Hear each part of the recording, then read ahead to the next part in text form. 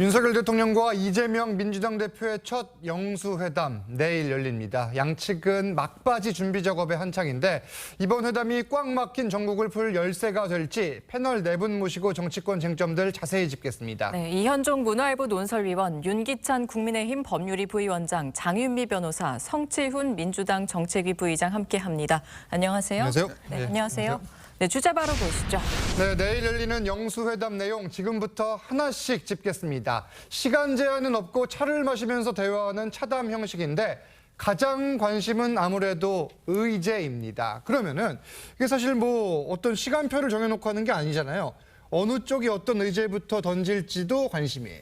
그렇죠. 뭐 제가 상상을 해보면 예. 예전에 역대 영수회담이나 정상회담의 어떤 프로토콜을 이제 인용해 상상을 해보면 일단 우선 아마 서로 모두 발언을 좀 할 것 같아요. 그렇죠. 이제 이런 어떤 임하는 이 인사말 정도 하면서 1시간 할 경우는 이게 우리가 봤을 때는 좀 너무 짧게 끝났다. 맞습니다. 또 이게 뭐 결렬됐다 이런 또 해석을 낳잖아요. 또 2시간 했으면 굉장히 길었다라는 데 있을 것이고 아마 그 중간 지점에서 끝나지 않겠는가 싶습니다. 그리고 보통 이제 이런 이 영수회담이나 정상회담 하게 되면 그러니까 서로 어떤 언급해야 될 부분들 그러니까 그런 준비해온 게 있어요. 아마 이재명 대표도 내일 반드시 본인이 이 회담에서 어떤 것들을 언급했다. 라는 이야기가 나올 수 있게끔 준비를 할 겁니다. 예. 그 이야기는 아마 본인이 그동안 이야기했던 민생과 관련된 이슈와 그다음에 뭐 특검법 등등 이런 것들을 이제 한 번씩은 무조건 언급하고 갈 거예요. 이제 그런 어떤 또 있고 또 윤 대통령이 이제 보통 이제 다변이지 않습니까? 말이 이제 말기 때문에. 그렇죠. 1시간 하더라도 과연 이제 얼마 정도 말을 차지할 것이냐. 예. 뭐 본인이 아마 이제 이번에는 많이 듣겠다고 그러니까요. 아마 이제 이재명 대표에게 기회를 많이 줄 것 같습니다. 그러면 이재명 대표 입장에서는 반드시 언급해야 될 분들은 분명히 짚고 넘어갈 거예요. 그게 나중에 이제 서로 간에 발표를 할 때 이재명 대표는 이런 부분을 언급했다라는 예. 걸로 이제 남겨지거든요. 근데 제가 봐서는 아마 지금 구조적으로 보면 뭔가 어떤 극적인 합의나 어떤 이 하기는 꽤 어렵습니다. 예. 왜냐하면 야당 입장에서는 이번 총선에서 다수 의석을 차지했기 때문에 일단 힘과시를 해야 되는 거거든요. 그러려면 사실은 정부와 어떤 합의하기는 어렵고 예. 정부 입장에서도 대통령 입장에서도 그동안 본인이 어떤 지켜왔던 원칙들을 후퇴하기는 어려울 겁니다. 즉 25만 원 지원이나 이런 것들 같은 경우는 굉장히 어려울 거예요. 예. 이제 그렇다면 이번 만남은 그 어떤 만남 자체의 의미를 두는 것이고 또 한 가지는 앞으로도 자주 만나자. 예. 근데 이제 아주 좋은 성과라고 하면 이런 모임들을 좀 정례화하자라든지 이런 것들 정도만 이야기 나눌 수 있지 내일의 만남에서 구체적인 사안에 대해서 합의하기는 저는 굉장히 어려운 구조가 아닌가 싶습니다. 예. 위원님 말씀하신 것처럼 영수회담에 어떤 의제들이 오를지 관심이 집중되고 있는데 저희가 하나씩 짚어보기 전에 먼저 양측의 이야기 들어보시죠. 총선 민심이 반영된 의제들에 대해서 가감없이 대통령께 전달하고 방안을 찾도록 할 예정입니다. 일방적인 국정 운영 또 윤석열 정부에서 그동안에 보여줬던 오만과 독성적인 태도의 변화 뭐 이런 부분들이 상징적으로 표현할 수 있을 것 같습니다. 결과는 의제에 대한 그 구체적인 그 강론으로 들어가서 한다면 여러 가지 제안이 많더라. 민생 현안 그리고 국민적 지금 관심 사항들 이런 거에 대해서 대통령께서도 지금 이 대표님과의 만남 속에서 어떤 모멘텀을 찾으시려고 하고 계시다는 말씀 정도로. 네, 내일 회담에선 주요 민생 현안이 우선 거론될 걸로 예상됩니다. 아무래도 민생회복 지원금 지급 얘기가 이 회담 테이블에 우선순위에 오를 걸로 보이는데 양측이 일정 부분씩 양보하면서 합의에 이를 가능성은 어떻게 보세요? 저는 충분히 열려 있다고 봅니다. 왜냐하면 이제 민주당 내에서도 기본적으로 추경이 필요하고 여러 또 이제 그 재원이 마련돼야 되니까 외부에서는 부정적인 의견이 나오지만 지금 객관적인 경제 지표는 그런 것 같습니다. 세수 결손 87조가 났습니다.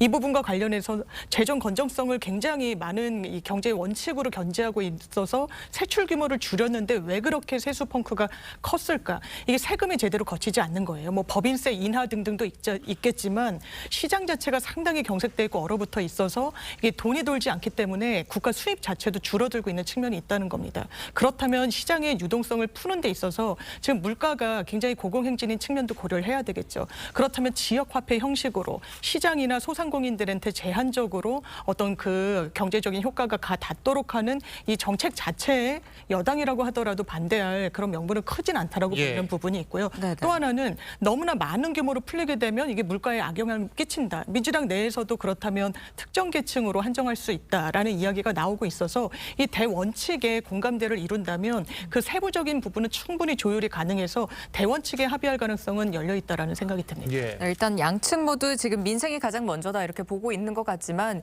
회담의 최대 뇌관으로 꼽히는 이 최상병 특검법과 김건희 여사 특검법 이게 테이블에 오를 가능성은 어느 정도라고 보십니까? 저는 모두 발언에서는 아마 이재명 대표가 언급은 할 것 같아요. 예. 그러니까 지지층을 향한 모두 발언에서 언급한 이후에 의제로 저 안을 본격적으로 다루기에는 사실 회담을 깨자는 거잖아요. 두 번째는 대통령과의 그 회동에서 바로 의제 삼아서 논의를 이어가기에는 네. 국회에서 아직 논의가 안 된 상황이거든요.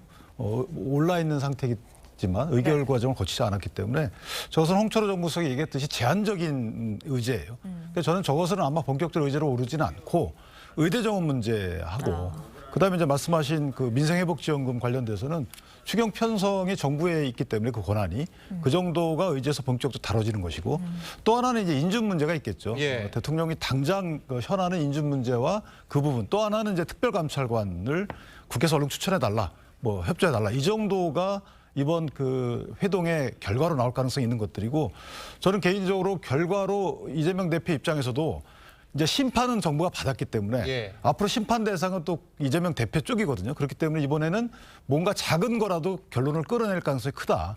그래서 민생회복지원금 관련된 논의가 진전되지 않을까. 예. 또는 총리 인준과 관련된 논의가 진전되지 않을까라는 생각하고 마지막으로 이제 대통령과 이재명 대표 회동에서 독대 여부입니다. 그러니까 독대가 된다 그러면 또는 독대 이후에 서로 간에 독대했던 내용들이 흘러나오지 않는다 그러면 신뢰관계가 구축된 거거든요. 예. 그래서 독대까지 이어지는지 여부. 독대 이후에 독대에서 나왔던 여러 가지 언급된 말들이 흘러나오는지 여부 예. 이런 것들이 이제 이게 앞으로 그야말로 플랫폼으로 작용할 것인지 여부를 결정하지 않을까 싶습니다.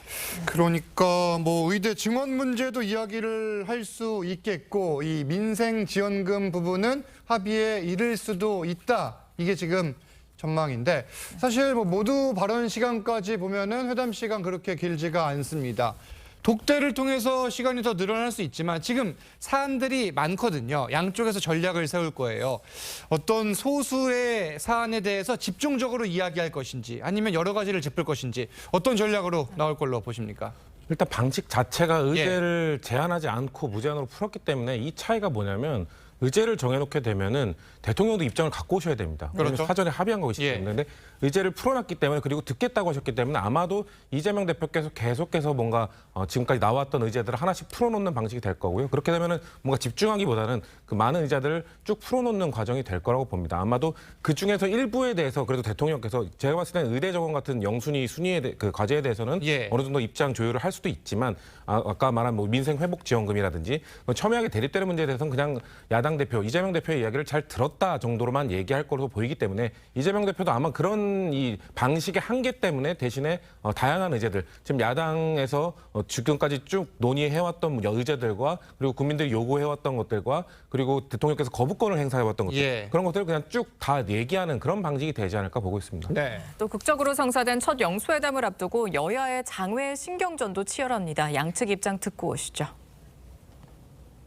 사전 조율 없이 특정한 의제 없이 만나서 모든 걸 얘기하자고 하는 것은 결국 성과 없는 빈 껍데기 영수회담을 유도하는 거 아니겠습니까? 만남 그 자체가 목적입니까? 왜 영수회담이 결과를 못 가져왔느냐? 정쟁이 되는 요소들이 아니라 민생과 연관된 안건들이 줄을 이루어야 뭔가 협의점에 다를 수 있지 않을까 생각됩니다. 자, 그렇다면은 이번 영수회담을 통해서 과연 이 성과, 이 결과물을 얻을 수 있을까? 얻지 못한다면은 양측에서는 어떤 이야기가 나올까도 관심인데 뭐 통상 정상회담의 경우에서 일종의 합의문을 만들어낼 경우에는 상징적 결과물이 있다 이렇게 이야기를 할 수 있지만 노딜이란 표현도 쓰잖아요. 네. 이번 회담 같은 경우에는 노딜이란 표현이 나올 수도 있어 보입니까? 아니면은 그렇지 않고 뭐 충분히 이거는 의미가 있다 이런 결과가 나올까요? 그러니까 우리가 역대 이제 영수회담 이런 걸 보면요. 예. 그렇게 뭐 썩 성과가 있었던 회담은 기억에 별로 없습니다. 그렇죠. 대부분 만나고 난 다음에 야당 대표가 굉장히 곤경에 찬 부분들이 많았어요. 예. 왜냐하면 이제 예를 들어서 당내 기반이 약한 야당 후보 같은 경우, 야당 대표 같은 경우는 돌아갔을 때 뭐 했냐 가서 뭐 왜 하나도 못 가져오냐 예. 이런 비난에 살 수가 있는 거죠. 사진만 찍고 왔냐 이런 심한 그렇죠. 표현까지 좀 전에 나오잖아요. 정청래 예. 최고위원이 이야기했지만 저거는 이재명 대표에 굉장히 부담이 되는 이야기예요. 네. 왜냐하면 이재명 대표 입장에서는 이게 첫 만남이기 때문에 뭐 첫 술에 배부를 수가 없지 않습니까? 어쨌거나 야당 대표로 이제 인정받았다는 거, 그다음 대화의 파트너라는 것들을 국민들 앞에 이제 보이는 거거든요. 그것만으로도 저는 상당히 이재명 대표 입장에서 보면 충분한 어떤 이 행사를 했다라고 보여지는데 예. 문제는 자꾸 이 성과를 강조하게 되면 이재명 대표도 굉장히 아마 어깨가 무거울 겁니다.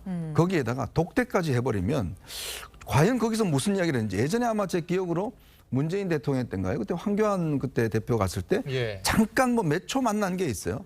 도대체 그때 무슨 이야기를 했냐는 걸 두고 논란이 됐었거든요. 그러니까 두 사람이 만나게 되면 마치 옛날에 이 박정희 대통령과 김영삼 대통령이 1975년도에 회동을 했을 때 예. 이게 뭔가 미략설 뭐 차기는 임자가 하세요 뭐 이런 것들에 대한 미략설 때문에 굉장히 입장이 곤란해진 적이 있습니다.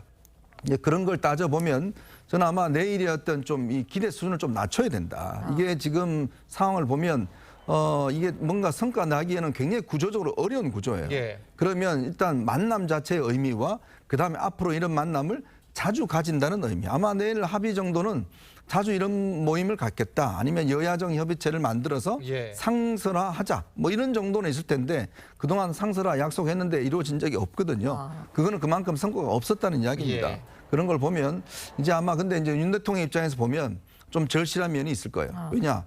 이 지금 22대 국회를 상대하기에는 지금 여당의 의석이 너무 부족하지 않습니까? 그렇죠. 그렇다면 윤 대통령 입장에서도 뭔가 이재명 대표의 어떤 면을 살려주고 대화의 채널을 만들어야 본인도 앞으로 뭔가 정치적인 걸 해나갈 수 있기 때문에 예. 아마 윤 대통령도 뭔가 좀 이 선물을 준비하는 저는 그런 뭐 어떤 상황들이 오늘 또 전개되지 않을까 싶습니다. 지금 첫 술에 배부를 수는 없다. 또 내일 성과에 대한 기대는 조금 낮추는 게 좋다라고 의원님이 이제 얘기하셨는데 그래도 좀 뚜렷한 성과가 나타나진 않는다면은 이게 또 전국이 오히려 얼어붙을 수 있다라는 지적들도 있기는 합니다. 그렇습니다. 대통령께 부담이 될 거예요. 대통령이 지금까지 피해자고 피고인이라서 안 만난다고 했는데 왜 만나시는 거겠습니까? 총선에서 대패했기 때문입니다. 총선 이후에 나온 대통령 지지율도 상당히 좋지 않았기 때문에 어떻게 보면 정치적 결단을 내리신 건데 지금까지 1차, 2차 다 실무 접촉을 하는 데 있어서 성과가 없었습니다. 의제 조율이 되지 않았다는 거죠. 네. 영수회담을 준비하고 실무진으로 활동을 해봤던 정치인들에 따르면 왜냐하면 추상적인 차원에서라도 결론을 내야 되기 때문에 상당히 의견을 좁히고 들어간다는 거예요. 그래야만 국민들께 그래도 보여드릴 수 있는 결과물이 나오기 때문인데 지금 대통령과 대통령실의 기류는 그것과는 거리가 멀어 보입니다. 의제와 관련해서는 조율이 안 된 상태에서 사실상 이재명 대표가 결단을 내린 거죠. 그렇다면 우리는 의제에 연연하지 않겠다. 일단 만나겠다. 그래서 월요일 날 형식도 차담의 형식으로 오후 2시로 잡힌 거 아니겠습니까? 네. 그러면 오히려 한 언론에서도 지적했듯이 의제 삿발을 놓은 건 이재명 대표지만 모든 의제를 열어놓고 그걸 부담으로 떠안게 된 거는 윤석열 대통령인 겁니다. 단순히 듣겠다라는 것만으로 추상적인 차원에서 정례화해서 만나겠다라고 면을 세워주는 것만으로 아 대통령이 바뀌었구나. 대통령이 야당과 대화하고 협치하는 의지를 보여주는구나. 국민들이 생각 못하실 겁니다. 최소한의 합의는 나와야 된다고 생각합니다. 예. 네, 그런데 영수회담은 박정희 정권 시절부터 시작돼서 그동안 25차례 넘게 이루어졌지만 대부분 입장차만 확인하고 끝이 났습니다. 과거엔 어땠는지 영상으로 먼저 함께 보고 오시죠. 민심도 춥고 경제도 춥고 좀 추운 목소리 좀 들릴지 않을 수 없습니다. 우리 둘이 오늘 아주 국민에게 따뜻한 소식을 보내도록 노력합시다. 주인은 와도 결국 가는 거죠. 자, 이게 뭐 지난 영수회담 사례들을 저희가 다 소개해드릴 수는 없지만 성과가 있었던 경우도 있고 없었던 경우도 있고 다양하더라고요. 그러니까 저는 저 성과 있었던 경우에는 예. 주로 의제가 좀 유연한 경우에 그렇게 됐었어요. 예. 그리고 여당이나 대통령이 다소 좀 정치적 기반이 좀 낮았을 때 그리고 성과가 없었을 때는 의제를 정하고 나서 만난 경우도 좀 있습니다. 그러니까 주로 저희가 예전에 보면 영수회담 대상 의제들이 통상적인 거, 그러니까 FTA나 이런 것들이죠. 예. 그러니까 대북 문제 관련된 것들, 그리고 이제 외교적인 부분들 이런 것들이었어요. 그렇죠. 그러니까 이런 부분들에 대해서는 입장차가 클 수밖에 없었던 것이고요. 심지어는 이명박 정부 때 FTA 관련돼서는 노무현 정부 때 추진하다 넘어온 것임에도 불구하고 기대를 갖고 만났는데 이게 결렬됐잖아요. 예. 또 성과 있었던 부분은 이제 국민적 시각에서 볼 때 좀 이해가 상충되지 않는 부분이 있는 것들, 의학 분야 같은 것들. 그리고 마지막으로 이 성과가 이상하게 나온 것도 있죠. 정계 개편으로 나온 경우도 있습니다. 노태우 대통령 때 보면 야당 대표들을 많이 만났는데 그 이후에 결실이 조금 더 떨어지긴 했지만 어쨌든 정계 개편으로 이어진 부분도 없잖아 있고. 그래서 저는 개인적으로 이 의제를 두지 않고 만나는 이유는 성과를 내려는 목적은 두 분 다 똑같다라고 봅니다. 그러니까 의제가 정해지고 그 의제에 대해서 의논을 하고 나면 사실은 성과가 안 나올 가능성이 크거든요. 그러나 의제가 없다는 것은 그 여러 가지를 논의하되 여러 가지를 듣고 회동하에 논의를 하되 합의되는 것들도 분명히 있을 것이다. 이런 부분들을 대통령실과 이 대표는 다 염두에 두고 있는 것이고 지금 탑다운 방식에 하는 이유는 뭐냐면 실무적인 내용들로 협의가 안 되기 때문에 탑다운을 가는 거거든요. 옛날 대부분 문제도 그렇고. 그렇기 때문에 지금 정청래 의원 등이 저렇게 문제 제기하는 건 당연합니다. 이게 어려운 일이다. 그러나 그 어려운 일에서 우리가 성과를 끌어냈다라는 탑다운 방식의 효율성을 나중에 국민께 홍보하기 위한 어떤 포석이라고 생각돼서 저는 개인적으로 어느 정도 이 대표나 대통령실에서 성과를 내야 되겠다라는 데에 대해서는 서로 간에 어느 정도 목적은 같다 이렇게 생각합니다. 과거 사례들을 보면 탑다운 방식이 명과 암이 확실히 있습니다. 사전 교섭이 충분하지 못한 상황에서 진행된 탑다운 방식이 오히려 결렬로 끝난 경우도 있는 만큼 이번 사례도 좀 집중을 해서 봐야 될 것 같은데 그러면은 여야정 협의체 구성, 향후 정례화 가능성은 어떻게 전망하세요? 전 이건 선택의 문제가 아니라 그렇게 해야 된다고 봅니다. 당위다. 원칙적으로 봤을 때는 한국과 같은 대통령 제국과는 이원적 정통성을 갖고 있지 않습니까? 그러니까 대통령 선거와 국회의원 선거를 따로 하고 있기 때문에 이게 전국 교착 상태로 계속 흐를 가능성이 있는 상황입니다. 그런 상황에서 원론적으로 이 기구를 만들어서 뭔가 협의를 하는 것은 당연한 것이고요. 그리고 윤석열 대통령의 입장에서 봐서도 지금 5년, 임기 5년 내내 여소야대를 이끌어야 되는 유일한 대통령입니다. 그래서 우리가 과거 사례도 봤지만 과거에 우리가 영수회담을 했던 대통령들은 여대 여소를 경험했던 아니면 경험하고 있던 아니면 경험할 예정인 그런 대통령들이었단 말이에요. 그렇기 때문에 영수회담을 통해 굳이 성과를 내지 않아도 되는 대통령이었겠지만 지금 윤석열 대통령은 무조건 여기서 뭔가 성과를 내고 협치의 모습을 보여야만 하는 상황이라는 점이 있고 이재명 대표의 입장도 마찬가지입니다. 물론 여기서 성과를 거두지 못했을 때 굳이 이걸 계속해야 되는 그 야당 내 비판이 있을 수는 있지만 그래도 국정 파트너로서 대통령과 동등한 위치에서 얘기를 할 수 있는 입법부의 다수당의 대표로서의 이미지를 가져갈 수 있기 때문에 그걸 뭐 굳이 거부할 필요는 없거든요. 그런 원론적인 이유와 상황적인 걸로 봤을 때 이거는 당위의 문제로 봐야 되는 상황이다. 저는 그렇게 보고 있습니다. 물론 상황이 어떻게 되는지 좀 지켜봐야 할 것 같은데 윤 대통령이 영수회담을 계기로 그러면 좀 불통 이미지 아니면 총선 참패 이후에 좀 국정 운영 돌파구라든지 이런 좀 마련할 수 있을까요? 그러니까 아마 윤 대통령 입장에서 굉장히 신경을 많이 쓸 겁니다. 그동안 총선에 나타났던 여러 가지 대통령의 어떤 문제점들이 실제로 이제 처음으로 어떤 야당과의 관계를 설정하는 중요한 계기잖아요. 그러면 사실은 이제 이재명 대표와 관계를 더 악화시킨다 그러면 사실 이제 국정 운영이 굉장히 어렵죠. 당장 지금 5월 국회에서 지금 세상은 특별법이라든지 이런 게 지금 통과돼 버리면 이거 이제 앞으로 뭐 특검 정국이 그냥 계속되는 거 아니겠습니까? 예를 들어서 지금 22대 국회에서 또 김건희 여사 특검법 통과된다 이렇게 되면 아마 올 한 해는 특검으로 그냥 지서울 겁니다. 그리고 지금 윤 대통령 입장에서는 지금 이 의석 구조 가지고는 뭔가 개혁을 할 수가 없어요. 그럼 현실적인 문제거든요. 왜냐 지금 뭐 법 하나 통과 못 시키지 않습니까? 그러면 본인의 앞으로의 3년을 아무런 성과 없이 보내야 될까? 저는 그거는 윤 대통령 입장에 정말 악몽이었다고 생각이 들거든요. 그러면 어쨌거나 이 이재명 대표를 파트너로 해서 본인의 어떤 정말 이야기했던 그런 개혁 성과를 내려면 손을 잡을 수밖에 없습니다. 그러면 내일의 만남을 어떻게 앞으로 이어나가는 그런 어떤 모멘텀을 만들어야 되거든요. 그러려면은 이재명 대표에게 조금의 어떤 선물을 줘야 되거든요. 주지 않으면 사실은 앞으로 이런 만남이 뭐하냐 아무런 성과도 없는데 이렇게 돼버리면 굉장히 경색 국면으로 갈 수가 있거든요. 그렇기 때문에 아마 대통령실에서도 여러 가지 아마 안들을 좀 준비를 할 겁니다. 그리고 윤 대통령이 그동안 해왔던 이 어떤 듣는 입장 이제 정치를 하겠다고 그랬잖아요. 그동안의 어떤 이제 앞으로는 정치를 하겠다고 그랬는데 정말 그 정치를 하겠다는 가장 첫 번째 스타트가 내일이거든요. 그러면 정말 정치하는 대통령은 어떻게 달라질 것인지 그런 어떤 국민적 어떤 기대도 내일 어떤 결과에 따라서 상당히 달라질 수가 있다. 저는 그렇게 봅니다. 불통 이미지 불식도 과제인데 뭐 지금 들은 생각인데 이 정진석 비서실장 홍철호 정무수석 인선을 발표하면서 예고 없이 기자들 질문을 윤 대통령이 받았잖아요. 내일 그럴 가능성 혹시 어떻게 보세요? 저는 뭐 아마 이제 기자들하고 첫 번째 예. 오프닝 할 때 예. 뭐 들어오고 이제 하면 뭐 있겠습니다만은 아마 내일 기자들 질문 받기는 좀 어려울 어려울 것 거예요. 같다. 상대가 있으면. 예. 근데 이제 결과 발표를 하고 아마 이제 이후에 아마 지금 5월 10일이면 대통령 이제 취임 이제 3주기인가요? 그렇죠. 시작됩니다. 예. 그러면 아마 그걸 기화로 해서 지금 일단 언론계와의 만남이라든지 그다음에 제가 알기로 아마 여당 내부의 인사들을 지금 계속적으로 만나고 있는 걸로 예. 알고 있어요. 그러면 아마 22대 국회가 이제 형성되면 그때부터는 또 야당 의원들과의 만남이라든지 아마 기존의 어떤 좀 꺼려졌던 이런 만남들을 활성화하면서 그런 이미지는 사실 한 번 예. 한다고 이 개선되는 건 그렇죠. 아니거든요. 알겠습니다. 이런 가운데 또 김건희 여사가 공개 행보에 뭐 다음 달부터 이르면 다음 달부터 나설 수도 있다 이런 관측 보도가 나오는데 이 부분은 어떻게 보세요? 김건희 여사 나서야죠. 왜냐하면 예. 최근에도 루마니아 대통령 영부인 만났는데 대통령실에서 사진 공개도 못했습니다. 예. 이건 외교 결례일 수도 있는 거예요. 그런데 왜 이런 선택을 하고 있느냐. 국민들이 김건희 여사를 보기를 좋아하지 않는다는 자체 정치적 판단이 있었던 거 아니겠습니까? 이런 사안을 언제까지 계속 끌고 갈 수 있겠습니까? 그렇다면 이 영부인으로서 그리고 대통령의 배우자로서 충분히 역할이 필요한 부분이 있기 때문에 하셔야 되는데 그 전제 조건이 있어야 되는 거죠. 지금 왜 특히나 선거 국면에 못 나오고 계셨습니까? 여러 의혹이 해소되지 않았기 때문입니다. 그러니까 보수 언론에서도 도이치모터스와 관련해서도 분명히 소환 조사 받아라. 명품백 관련해서도 권익위에서 뭐라고 설명했습니까?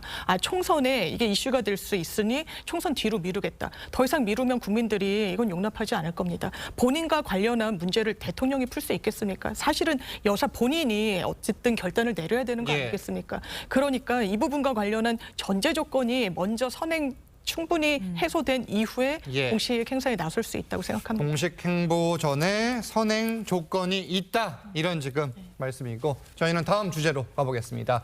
이번엔 민주당으로 가보겠습니다. 민주당이 소집한 5월 임시국회를 앞두고 여야가 팽팽히 맞서고 있습니다. 양측 목소리 먼저 듣고 이 내용 짚겠습니다. 5월 임시회는 국회법에 따라 마땅히 소집해야 합니다. 더욱이 처리를 기다리고 있는 법안들이 산적해 있습니다. 국민의힘은 총선에서 졌다고 국회의 의무마저 내팽개친 것입니까? 뭐 최상병 특검도 마찬가지라고 생각하는데요. 이미 민주당이 만들었던 공수처에서 충분히 조사가 이루어지고 있는 건이다. 국민들이 모두 가슴 아파했던 사건들을 정쟁으로 활용하는 것은 바람직하지 않다.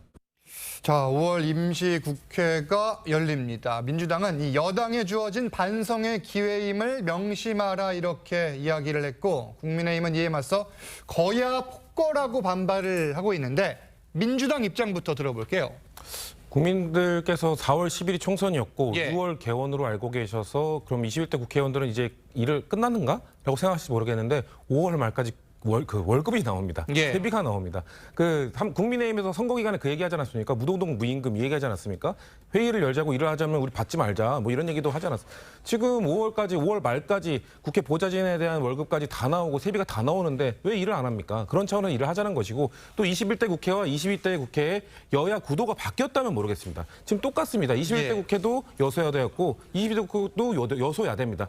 의석수의 약간의 차이만 있을 뿐 어차피 구도는 똑같은 상황에서 왜 21대 국회가 할 일을 안 하냐는 것이고요. 최상병 사건에 대해서만 짧게 말씀을 드리면 이거는 속도의 문제가 있기 때문입니다. 왜냐하면 작년 7월에 있던 사건이고 통신기록 보존이 올해 7월까지로 되어 있습니다. 이게 7월이 지나버리면 자동으로 삭제되는 기록들이 있기 때문에 근데 지금 공수처에서 수사하는 과정에서 이시원 공직관리비서관이 국방부 법무관리관과 통화한 내역도 나오고 있고 추가적으로 계속 자료들이 나오고 있는 상황에서 속도를 좀 내야 되는 상황인데 공수처의 수사의 실력의 문제가 아니라 물리적 한계로 인해서 예. 예전에 민주당에 있었던 돈봉투 사건도 그랬고 이번에 이종섭 전 대사의 귀국했을 때 빨리 수사 안 하냐라고 그때도 그렇고 공수처가 뭔가 물리적으로 뭔가 빨리 할 수 없는 상황이 항상 있었습니다. 그렇기 때문에 민주당에서 우려하는 것은 이게 7월이 넘어가 버리면 가장 중요한 추가적 자료들을 지금 다 확보해 놓겠다고 해도 그때 가서 추가적으로 드러나는 자료들이 상황 정황적 증거들이 있을 수 있거든요. 그러면 그렇게 됐을 때 기록이 삭제되려면은 이거 수사를 진행할 수가 없습니다. 예. 그런 차원에서 빠르게 해야 된다는 차원에서 21대 국회가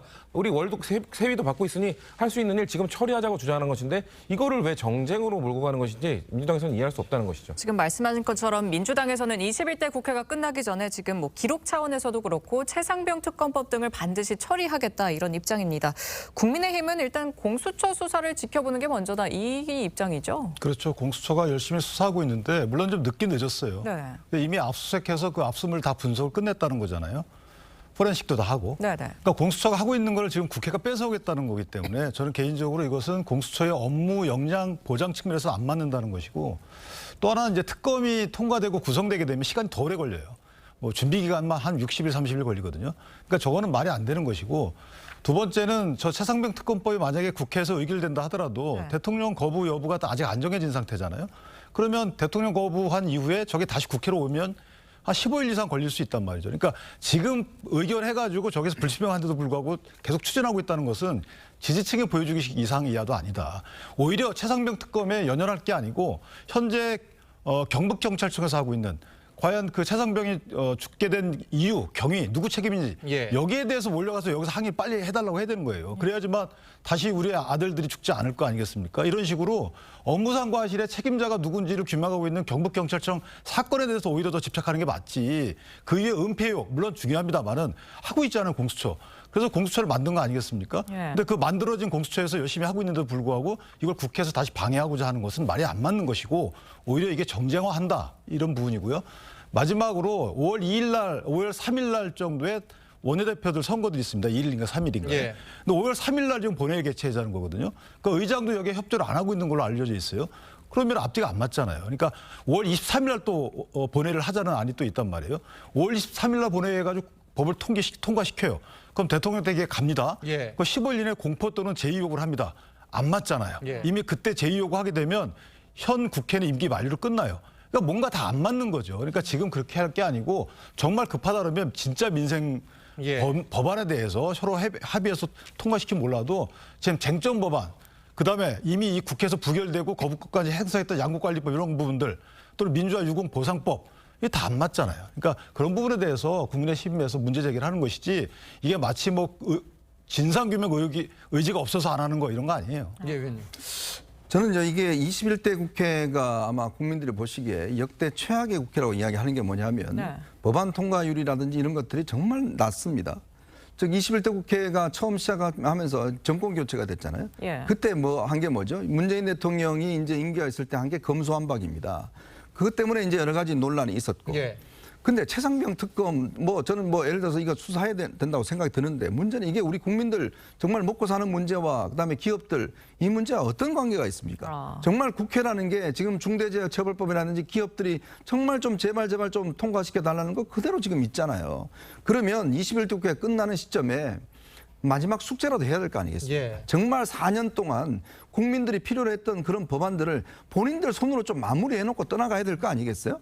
근데 마지막까지도 지금 이런 정쟁적인 것들만 끝나고 간다 그러면 또 22대 국회 또 이걸로 시작될 겁니다. 예. 그러면 저는 어차피 이 모든 예. 문제는 22대 국회 가서 또 새롭게 시작될 거예요. 그러면 이런 정책 사안들은 22국회로 넘기고 마지막 남은 한 달 동안 정말 21대 국회가 처리하지 못했던 어떤 법안들, 본인들의 어떤 이 논쟁으로 처리되면 많은 민생 법안들, 이것만이라도 제발 좀 숙제라도 하고 예. 가셔야 국민들한테 정말 낯이라도 있지 않겠습니까? 이거 가지고 또 한 달 내내 싸우다 끝나면 도대체 국민들은 국회의원들을 왜 뽑은 예. 거겠습니까? 반론 있으시면 잠깐 듣겠습니다. 민주당이 일방적으로 법안을 통과한다고 하면서 국민의힘에서 폭거라는 표현을 쓰던데요. 예. 이런 걸 폭거라고 하는 게 아닙니다. 절차에 따라서 하고 있는 겁니다.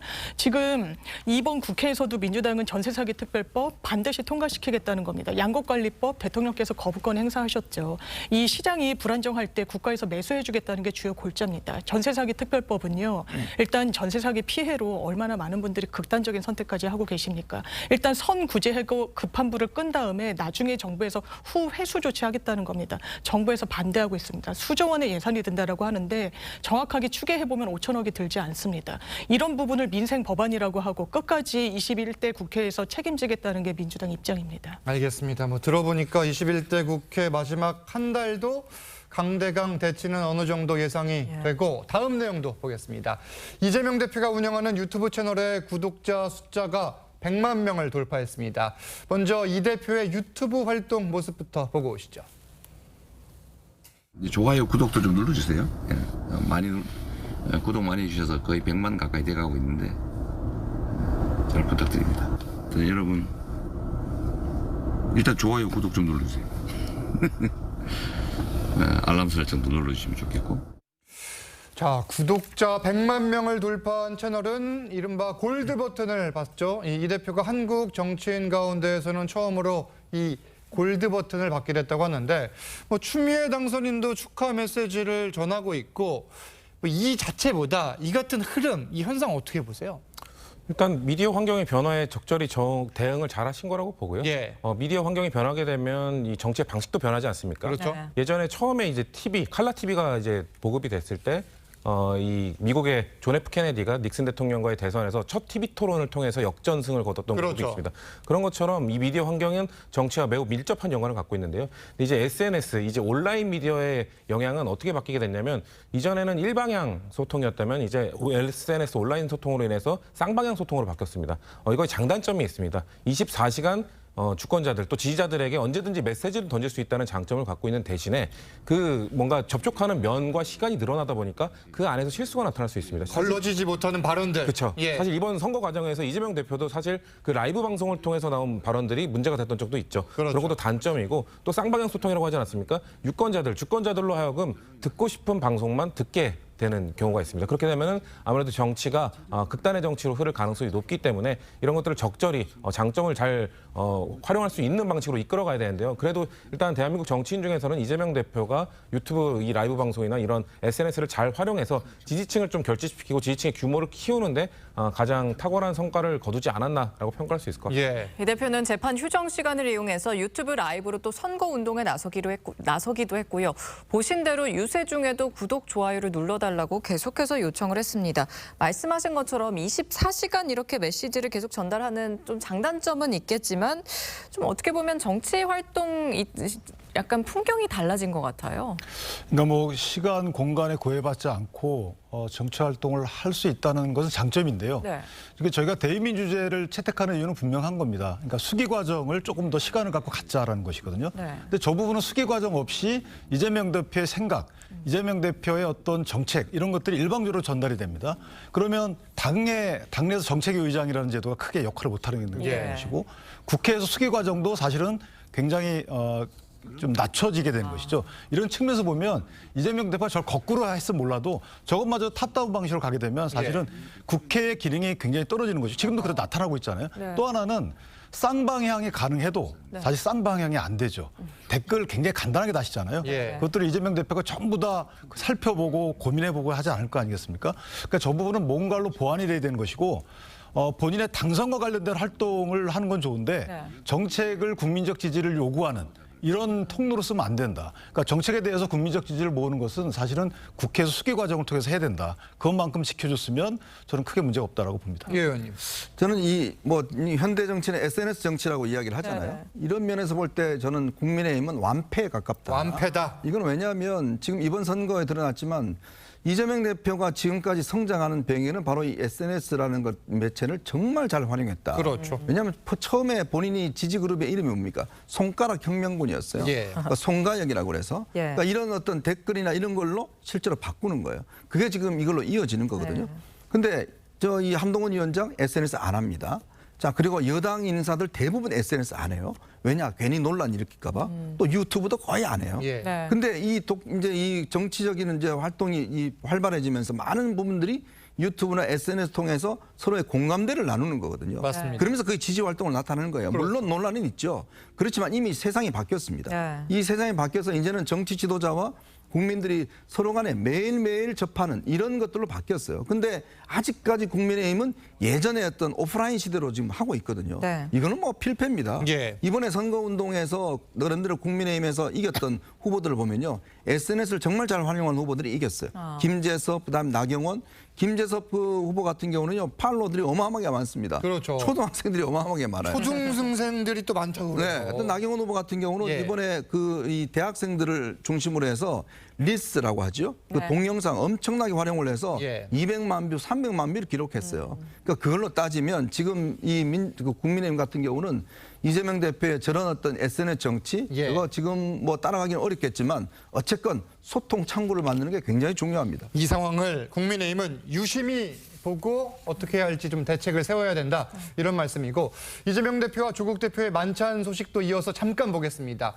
두 사람 지난 25일 만찬을 가졌는데 여기서 고급 고량주를 마셨을 수 있다는 이야기가 나왔고 조국 대표가 바로 일축을 했는데 이게 지금 이 같은 의혹 제기와 반박이 나올 상황인지는 모르겠으나 여튼 이런 지금 논란이 일었고 반박을 한 거잖아요. 약간 트집 잡기 성격도 있는 것 같아요. 왜 일단 이 중국 음식점이고 그 중국 음식점이 어딘지는 언론인들은 다 알고 있습니다. 그렇죠. 거기서 술을 한 잔 곁들였다라는 보도가 나왔고 그럼 그 주종이 뭔가 고량주였다. 근데 그 해당 식당에서는 6만 원대 고량주부터 한 뭐 100여만 원대 고량주까지 갖춰놓고 팔았다. 비싼 것도 있더라고요. 그러니까 혹시 100여만 원짜리를 마신 거 아니냐, 고급 고량주를 마셨다는 의혹이 있다라고 하는데 이건 저는 트집 잡기나 현미경 들여다 보는 거라고 생각합니다. 이게 본질도 아니고요. 두 사람이 만나서 대통령께 말씀드릴 사안을 조율했다는 게 가장 핵심 아니겠습니까? 일단 당사자들이 6만 원대 연태고량주 마셨다라고 해명을 했으니까 여기서 끝내야지. 또 보수 일각에서는 영수증을 올려라, 믿기 어렵다라고 하는데 저는 정치 풍경이 그렇게 흘러가서는 안 된다고 근데 생각합니다. 이게 조국 대표가 앞서서 윤 대통령을 향해 음주 자제 등을 요구한 상황과 지금 맞물려서 또 이야기가 나왔었나 봐요. 항상 조국 대표는 그렇죠.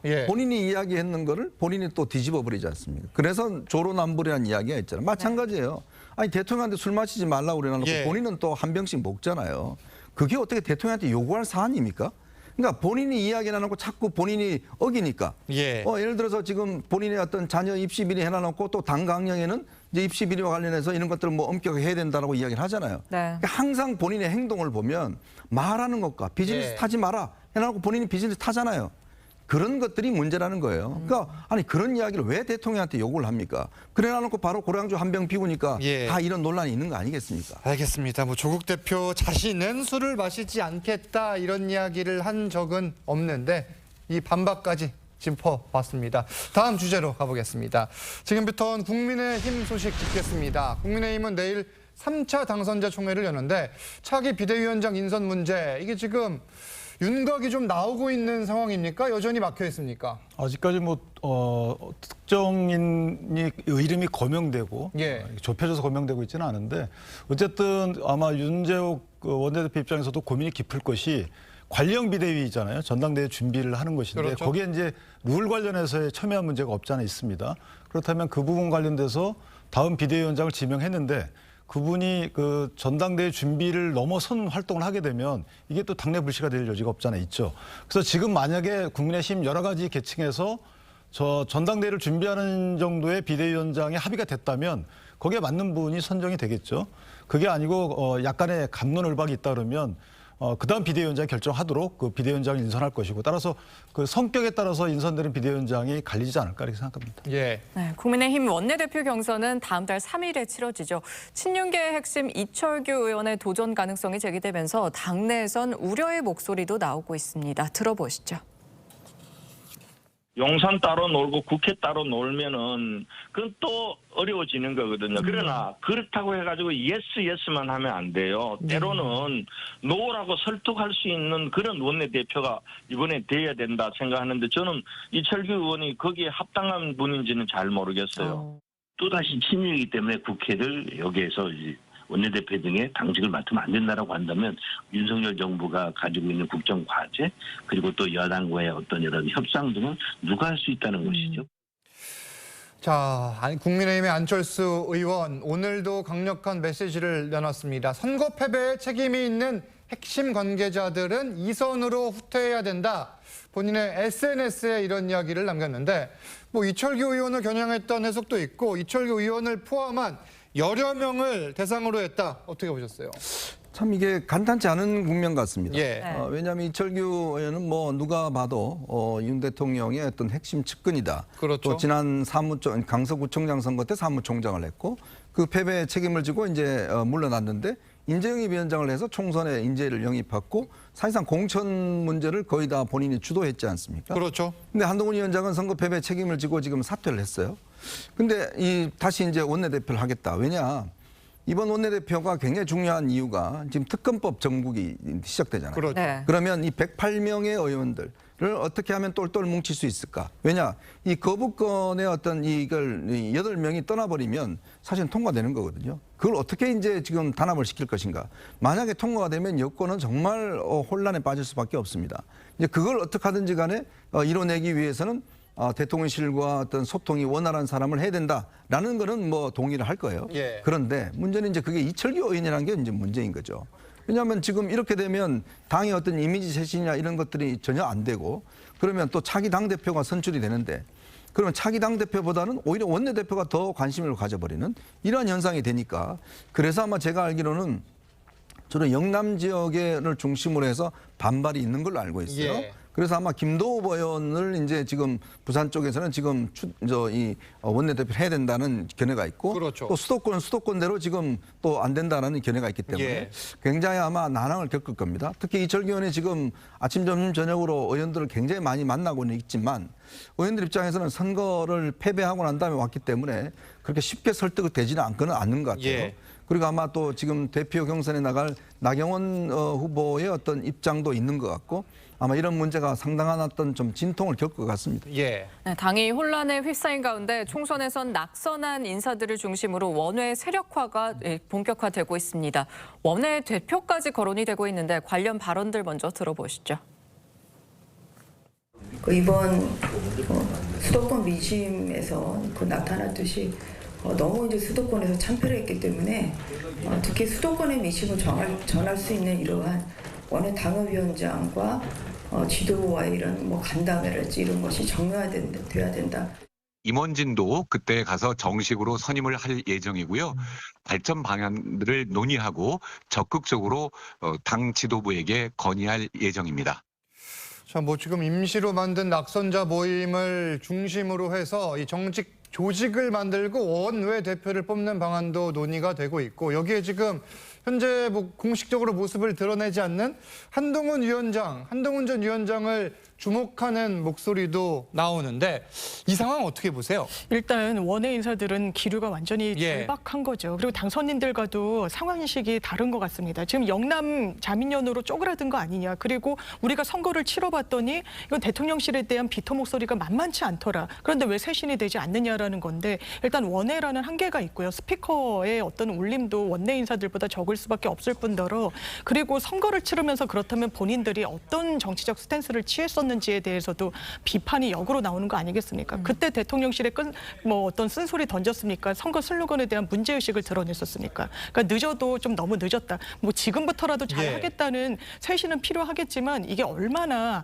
이게 큰 영향력을 또 당내에 반대로 던질 수 있을지는 좀 의문입니다. 뭐 여기에 오세훈 서울시장의 행보도 분주하고 홍준표 대구시장도 자신의 목소리를 연일내고 있습니다. 특히 한동훈 전 위원장을 계속해서 직격하고 있는데 지난 발언들 먼저 듣고 옵니다. 한동훈 비대위원장도 출마하지 않겠다고 선언했는데 이거는 뭐 내 안 나갈 테니까 너희들도 각오해라. 초선부터 시작해서 중년까지 전부 물갈이 할 테니까 각오하라. 뭐 이 소리 아닙니까? 대통령에 대해서 한동훈 비대위원장이 반기를 강하게 들었던 부분. 반기를 뭘 강하게 들어. 반기를 강하게 들 수 있는 배짱이나 있어요. 이인자 키우는 자기고 알고 나는 그게 관심이 없습니다. 이번에는 총선용이야. 아유, 한동훈 장관 이야기는 별로 하고 싶어하지 않으시는 것 같고 다들 그래 하면 안 되죠. 어? 방자합니까? 아이고, 이시나 끊읍시다. 아이고 죄송합니다. 아니 그러면요, 홍 시장님. 홍 시장님. 아이 전화 이렇게 끊으시면 안 되죠. 청취자들이 듣고 계시. 끊으셨어요 지금? 홍준표 시장의 한동훈 전 위원장 직격 잊을만 하면 나옵니다. 저희가 지난 주말에도 다뤘고 지지난 주말에도 다른 걸로 기억을 하는데 없는 이야기라는 게 아니에요. 지금 홍 시장이 계속 메시지를 내는 거잖아요. 뭔가 다른 당 이야기라 좀 그렇지만 예. 홍준표 시장이 원래 당이 힘들 때 모든 선거를 졌으면 당이 힘들면 모두가 책임인 겁니다. 다 같이 책임을 지고 다 같이 반성하고 다 같이 발전 방안을 얘기하자고 해야 되는데 저렇게 한 명을 직격하면서 저렇게 계속해서 뭔가 메시지를 내는 것은 다른 의도가 있는 것으로 볼 수밖에 없죠. 저희 당이 보기에도 홍준표 시장은 한동훈 위원장이 아무래도 보수 진영의 지금 차기 대권 후보 1위로 올라서 있는 상황이기 때문에 한동훈 위원장을 계속해서 두들겨서 본인이 그 위치를 대체하고 싶은 욕심으로밖에 보이지 않을 것이고 저희 당뿐만 아니라 그냥 일반 국민들이 보시기에도 홍준표 시장의 발언이 우리가 생각하고 있던 발언이라고 생각할지 아니면 홍준표 시장의 지극히 개인적인 욕심에 의해서 하는 발언일지 다 아실 거라고 생각합니다. 알겠습니다. 오세훈 시장 역시 당선인, 낙선인들을 두루 만나고 있다. 이 이야기까지 전해드리겠습니다. 정치권 쟁점은 여기까지 짚겠습니다. 감사합니다. 감사합니다. 감사합니다.